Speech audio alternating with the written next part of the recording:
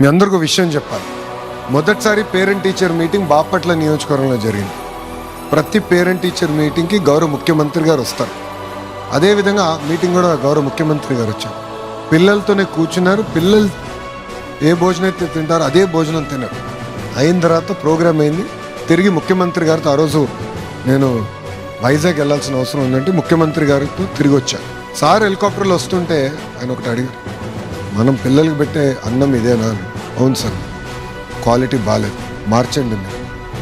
అందుకే మీరు చూస్తే ఈరోజు ఫైన్ రైస్ తీసుకొచ్చాం. ఇప్పుడు కడప కలెక్టర్ గారి ఆధ్వర్యంలో స్మార్ట్ కిచెన్స్ విధానం తీసుకొచ్చాం.